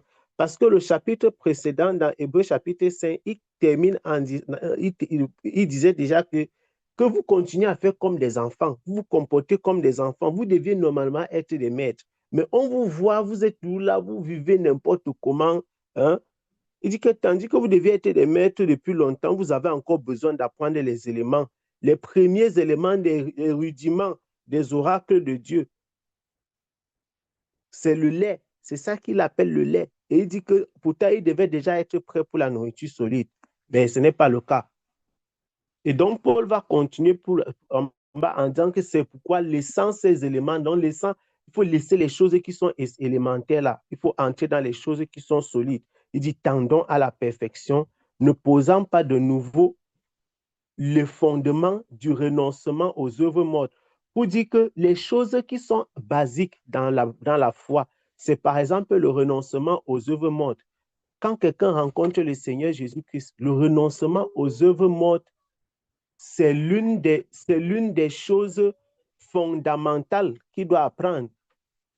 Renoncer aux œuvres mortes, c'est l'une des choses les plus fondamentales qu'il doit pouvoir faire. Renoncer à son ancienne vie, abandonner son ancienne vie. C'est l'une des choses les plus élémentaires que n'importe qui. Après, maintenant, il va citer la doctrine des baptêmes. C'est les choses basiques. Quand vous voyez les gens qui discutent que non, le baptême doit être ceci, ça doit être cela, ça c'est l'apôtre Paul dit que ça, ce sont les choses basiques de l'enseignement de Christ. La doctrine des baptêmes, l'imposition des mains, la résurrection des morts, le jugement éternel. Il dit que toutes ces choses-là, ce sont les choses basiques. Donc, Paul est en train d'expliquer qu'à la suite, à partir de ce moment-là, dans le livre l'épître aux Hébreux, il va entrer en profondeur dans les choses compliquées. Vous comprenez donc pourquoi comment, quand il commence à entrer dans les choses compliquées, la tête commence à chauffer. Parce que justement, il a dit qu'il devait un peu laisser les choses qui sont trop terre à terre là pour entrer dans les choses qui sont un peu, les choses qui sont un peu corsées, quoi. Voilà. Il parle un peu des choses qui sont un peu difficiles. Pas trop difficiles, mais quand même, voilà, qui nécessitent d'y penser par deux fois, si je peux dire ça comme ça. Parce qu'il disait que justement, on va laisser les choses qui sont fondamentales, essentielles et élémentaires là, pour rentrer dans les choses qui sont intéressantes, importantes. Amen. Donc, il y avait, en tout cas, j'espère que je me fais bien comprendre, il y avait Hébreux chapitre 4, le verset 11 et 12. Je crois que ça c'est revenu peut-être 2 fois, Hébreux 4, là. Il dit, or, nous désirons que chacun de vous fasse voir la même ardeur pour conserver jusqu'à la fin la pleine certitude de l'espérance, afin que vous ne deveniez pas paresseux, mais que vous imitiez ceux qui, par la foi et par la patience, héritent des promesses. Bon, c'est vrai que c'est assez... il n'y a rien à compliquer dans ce qui a été dit ici. Il donne un désir. Je ne sais pas pourquoi est-ce qu'il y a eu un souci par rapport à ce verset-ci. Il dit que nous désirons. Oh, alors, donc le souhait de Paul, c'est que chacun travaille, comme il dit ailleurs, à son salut. Que chacun travaille. Son souhait, c'est que chacun travaille pleinement à son salut. Que chacun fasse un effort. Quand il dit pour conserver jusqu'à la fin la pleine certitude de l'espérance, ce n'est pas pour dire, par exemple, que ou alors c'est pour dire qu'il ne faut pas croiser les bras en disant, comme certains, que OK, on dit qu'on est déjà sauvé. Non, si on est déjà sauvé, ça veut dire qu'on reste tranquille. Pourquoi on doit encore faire les efforts? Je suis déjà sauvé. Voilà. On dit qu'on est sauvé, donc il n'y a plus d'efforts à faire. Non, on doit continuer à travailler. Travailler comme si on devait encore tout faire à zéro. Comme si tout était à recommencer. C'est ce qu'il faut faire. Il faut travailler comme si tout était à recommencer, comme si tout était à refaire. Il dit, afin que vous ne deveniez pas paresseux. Il explique dans ce chapitre 6, là, le verset 11 à 12, que vous ne deveniez pas paresseux, mais que vous imitiez ceux qui, par la foi et par la patience, héritent des promesses. Donc, on ne devrait pas dormir sous ses lauriers en tant qu'enfant de Dieu. En tant que serviteur du Seigneur, on ne devrait pas dire que, OK, je suis arrivé ici, c'était bon pour moi. Voilà. Au contraire, on doit continuellement travailler, continuellement travailler. Il y avait pareillement aussi toujours le verset 11 et 12, je crois, plutôt dans le chapitre précédent, verset 11 et suivant, dans le chapitre 4, le verset 11 et suivant, où il dit que efforçons-nous donc d'entrer dans ce repos. Et le frère posait la question concernant le repos du Seigneur. Le repos du Seigneur, Dieu a utilisé le livre de Genèse. Vous savez, dans le livre de Genèse, il y a tout. Il y a la création il y a toute la vie jusqu'à Apocalypse dans le livre de Genèse. Dans la création, par exemple, le Seigneur a travaillé pendant 6 jours, il se reposait le 7e jour. Le 7e jour, qui est le jour du sabbat et qui est le repos du Seigneur, ça symbolise l'éternité avec Dieu. C'est pourquoi on parle d'entrer dans son repos. La Bible dit que dans ce Hébreux chapitre 4, si Josué les eut introduits dans le repos, Dieu ne parlerait pas après cela d'un autre repos.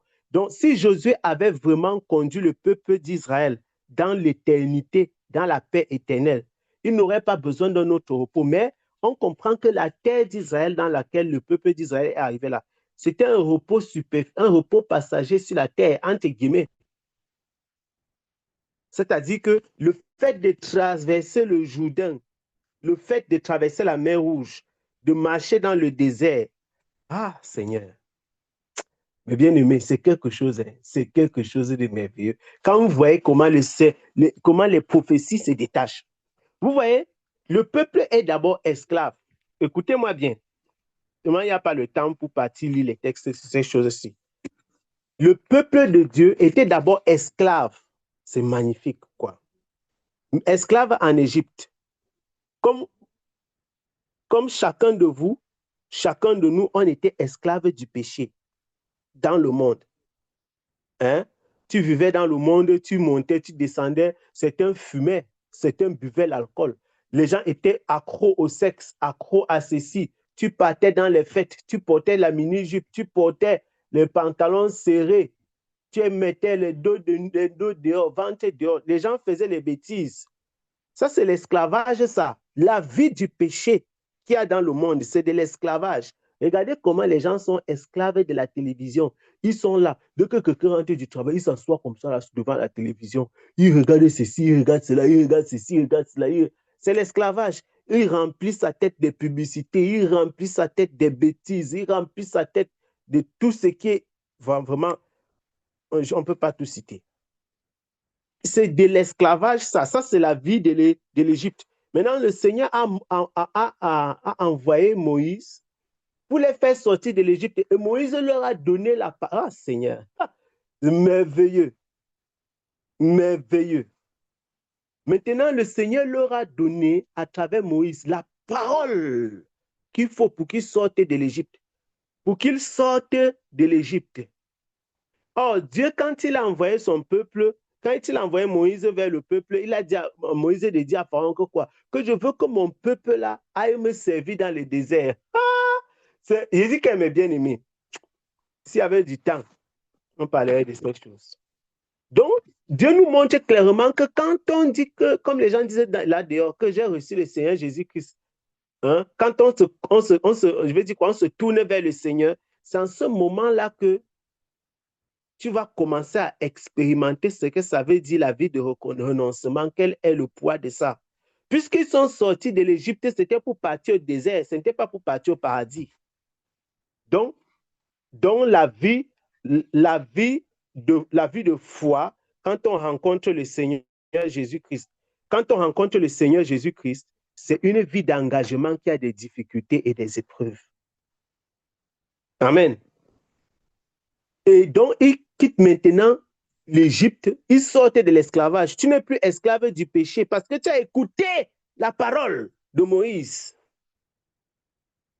Or, dans Jean chapitre 17, le verset 3, il dit que la vie éternelle, c'est qu'ils te connaissent, toi, celui que tu as envoyé, Jésus-Christ. Or, la vie éternelle pour le peuple d'Israël, la vie pour eux, c'était qu'ils écoutent ce que Moïse a dit. Qu'est-ce qu'ils ont fait? Qu'est-ce qu'ils ont demandé? Ils ont demandé à Moïse que qui t'a envoyé, il dit que celui qui a dit que je suis, quoi? Je suis celui qui suit. Donc, il est éternel. Donc, en réalité, la vie, c'est de connaître qui est Dieu. Parce que sur la base de cette parole-là, ils ont fait confiance à Moïse.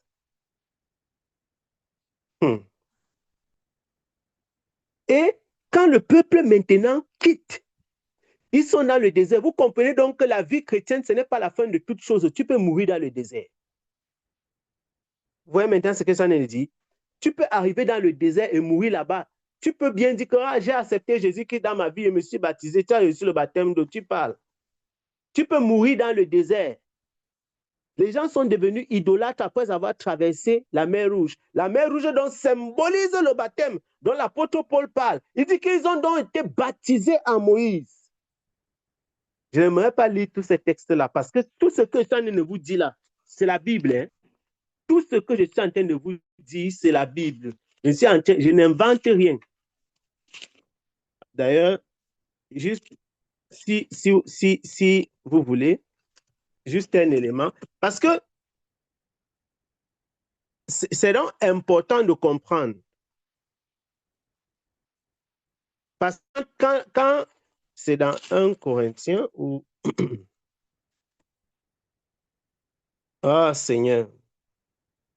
1 Corinthiens, chapitre 10. Je vais lire moi-même, parce que ces choses sont tellement... C'est à la fois profond et en même temps intéressant. Je ne peux pas tout lire. Je lis juste certains éléments pour que vous compreniez que je suis... Parce que quand on parle comme ça, là, c'est vrai que ça peut vraiment être ça peut être vraiment un genre dans les oreilles. Tout ça a été préfiguré. Tout ce qui se vit, Dieu l'avait déjà préfiguré, démontré sous d'autres formes. Maintenant, il dit dans 1 Corinthiens chapitre 10, je lis, il dit, oh Seigneur, frère, 1 Corinthiens 10, vous suivez dans votre Bible, verset 1, à partir du verset 1 et 2. Enfin, en descendant. Frère, je ne veux pas que vous ignoriez dans vos versions là, ceux qui ont lu seconde 21 là, ces frères et sœurs là-bas. C'est terrible. La Bible des féministes. Frère, je ne veux pas que vous ignoriez que nos pères ont tous été sous la nuée et qu'ils ont tous passé à travers la mer. Ça, c'est la mer Rouge, ça. Et qu'ils ont tous été baptisés à Moïse dans la nuée et dans la mer. Vous entendez ça? Qu'ils ont tous mangé de la même nourriture spirituelle et qu'ils ont tous bu du même breuvage spirituel, car ils buvaient de l'eau du rocher spirituel qui les suivait. Et ce rocher était Christ. Hey! Mais Dieu qui ne mit point son affection en la plupart d'entre eux, car ils tombaient morts dans le désert. Oh Seigneur! J'aimerais vraiment parler, mais ça va prendre du temps. Nous comprenons donc pourquoi, donc certains d'entre vous, je ne me rappelle même d'entre vous a posé la question. On dit donc, maintenant, je crois que c'était le frère qui a donc parlé de, je parlais donc d'avoir part aux grâces du Seigneur et de l'abandonner, de le rejeter. Et ailleurs, il parle de la rébellion. Il parle de la rébellion parce que oui, en effet, si tu as rencontré le Seigneur, si tu as vécu, imaginez-vous, quelqu'un a traversé, mes bien-aimés, pied sec, la mer, mon frère. Si ce n'est pas la rébellion, tu fais comment pour abandonner encore le Seigneur? Comment? Il faut vraiment que tu sois animé par un esprit de rébellion pour pouvoir abandonner une telle espérance. Or, on voit donc dans ce 1 Corinthiens chapitre 10 que on dit qu'ils ont bu, ils ont mangé, tout comme les gens qui viennent en Christ, hein, qui participent à la Sainte Seine et blablabla, etc., qui viennent peut-être, qui ont reçu les grâces, les faveurs du Seigneur dans leur vie et tout. On dit maintenant, mais Dieu n'a pas eu, Dieu ne mit point son affection à la plupart d'entre eux parce qu'ils sont tombés dans le désert. Vous voyez la même expression, le même verbe. Ils sont tombés dans le désert. Ils sont tombés dans le Maintenant, on dit que quoi? Oh, ces choses sont arrivées pour nous servir d'exemple afin que nous ne désirions point les mauvaises choses comme ils en désiraient. Ah, Seigneur. Donc, quand tu rencontres le Seigneur, quand tu crois, tu entres dans le désert comme eux, ils ont traversé la mer. Donc, le baptême, c'est l'entrée dans le désert de la vie. Maintenant, ce n'est que lorsque l'homme traverse le Jourdain, parce qu'après le désert, il fallait traverser le Jourdain. C'est au-delà du Jourdain qu'était la terre promise. Quand la parole a déjà purifié une personne, le sanctifié, c'est là qu'il peut entrer maintenant dans la terre promise même. Il y avait donc d'un côté l'Égypte, on entre dans le désert, on traverse la mer, on entre dans le désert, on marche, on traverse maintenant le Jourdain pour entrer dans la terre promise.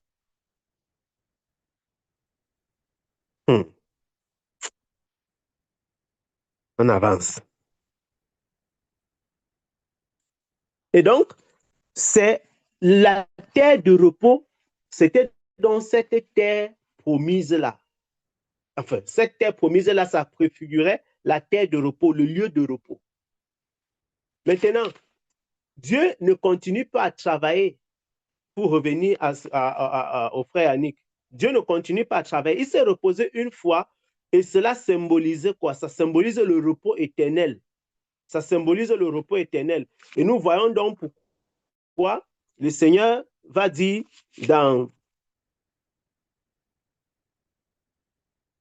Le Seigneur va dire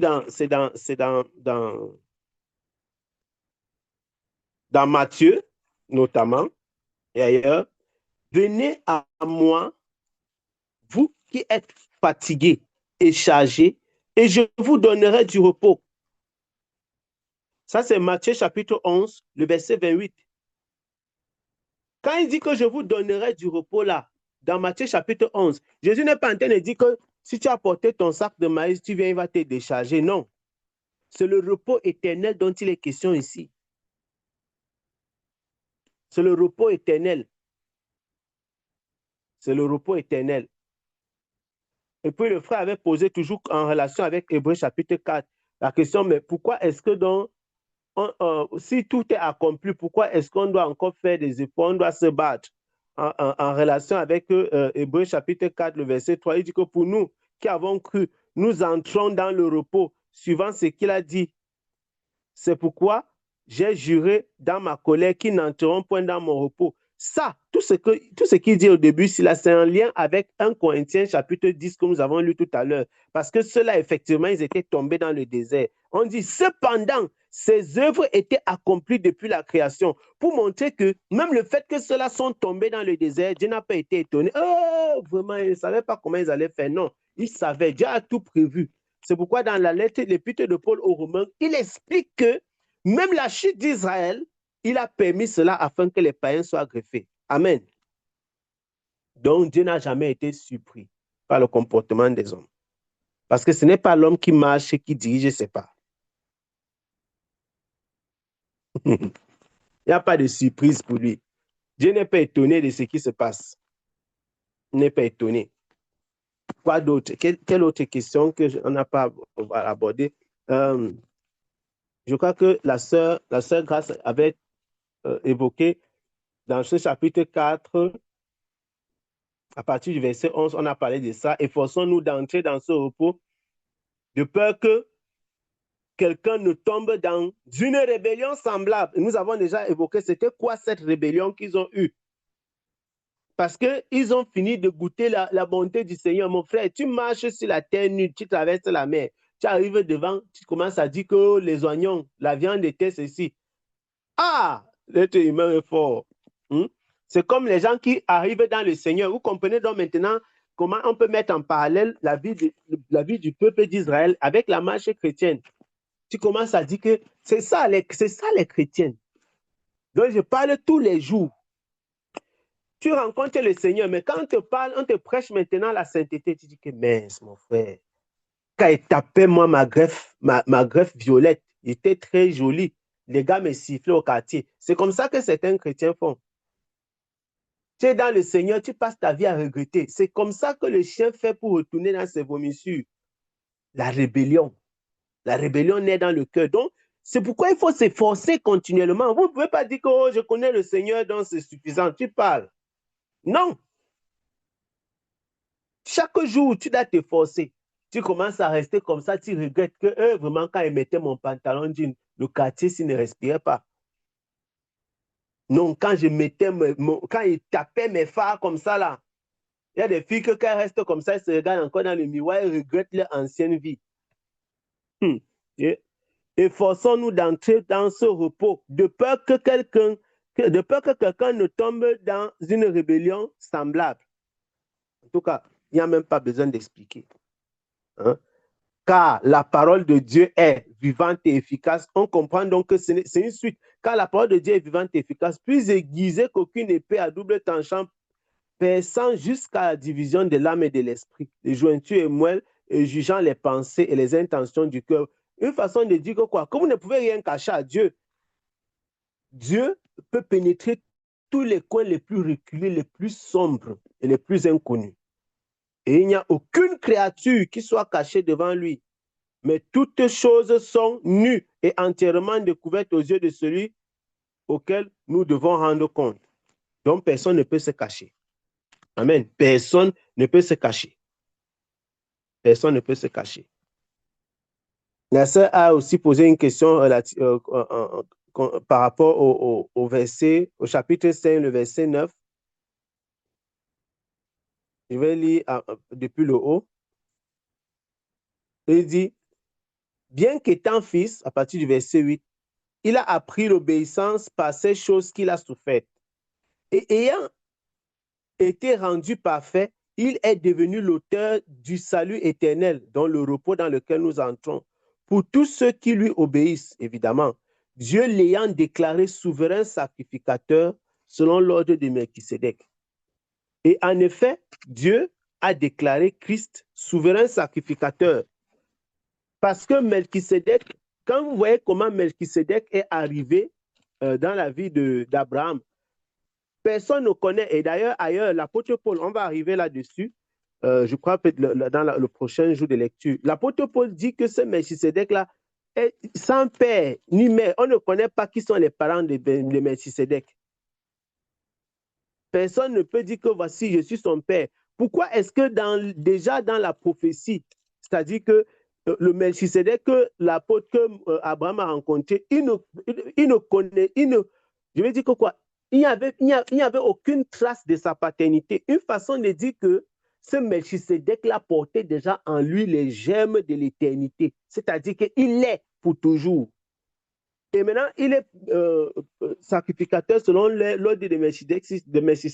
C'est une prophétie concernant la vie de Jésus-Christ que le prophète David, d'ailleurs, on vient, Moïse. Lisons dans le 110. Somme 110. Je crois qu'on va s'arrêter là. À moins qu'il y ait d'autres questions que je n'ai pas abordées. Il y a tellement de... Le Somme 110, je vais lire pour nous. Et quand je vais lire le Somme 110, je suis sûr que vous aurez l'impression que vous êtes en train de lire le livre d'Hébreux. L'épître aux Hébreux. Je lis.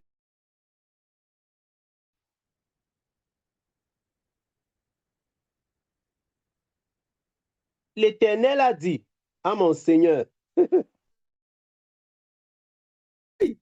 Saint-Esprit, toi à ma droite, jusqu'à ce que j'ai fait de tes ennemis le marchepied de tes pieds. Ça vous dit quelque chose, ça? L'Éternel étendra de Sion ton sceptre puissant. Domine, dira-t-il, au milieu de tes ennemis. Ton peuple sera un peuple de franche volonté. Au jour où ton armée sortira dans une sainte pompe. Ta jeune milice sera devant toi comme la rosée, naissant du sein de l'aurore. L'Éternel l'a juré et il ne s'en repentira point. Tu es sacrificateur à toujours, selon l'ordre de Melchisédek. Vous entendez ça? Ah, c'est comme ça David qui parle, qui a écrit la Bible. Le Seigneur est à ta droite et il écrasera les rois au jour de sa colère. Il exercera la justice parmi les nations et il remplira tout de mort. Il écrasera le chef qui domine sur un grand pays. Et il boira au torrent dans le chemin. C'est pourquoi il relèvera la tête. Amen. Donc voilà où il a été prophétisé et Christ a été prophétisé par le prophète David, qu'il est le sacrificateur à toujours. Parce que Melchisédek est sans père ni mère. Il est donc sacrificateur à toujours. À toujours. Or, Melchisédek, dont on dit qu'il est sacrificateur, il n'est pas selon l'ordre d'Élie. Pendant que les autres sacrificateurs étaient sacrificateurs selon l'ordre d'Élie. Lui, non seulement il est sacrificateur à toujours, il n'est pas selon l'ordre d'Élie. Amen. Ah. Autre question, mes bien-aimés? Non?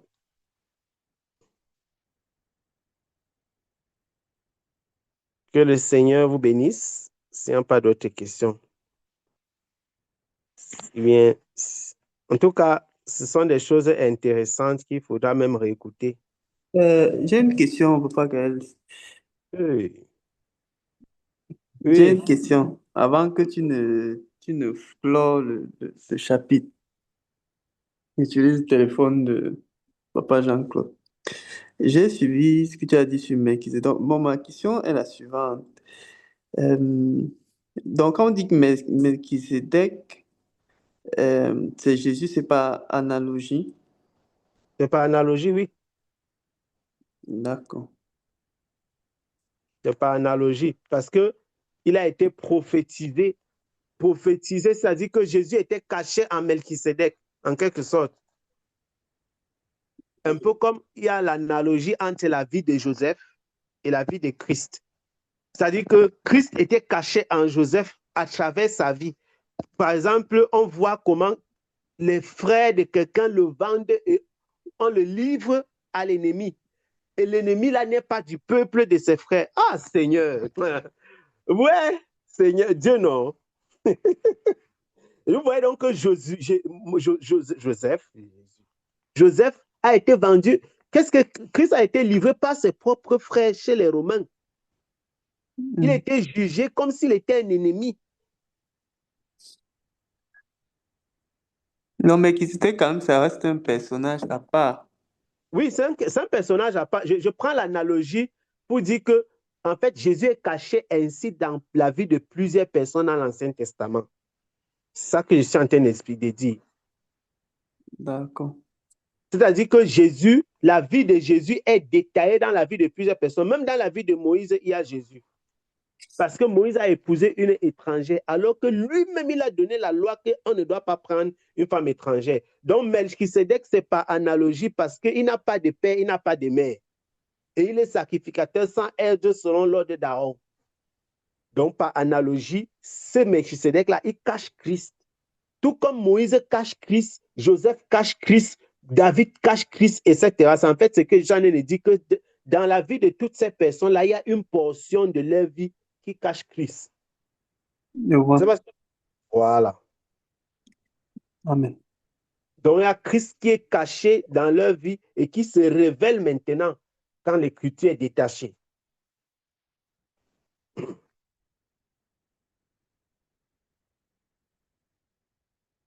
Amen. Amen, amen, amen, Amen. amen.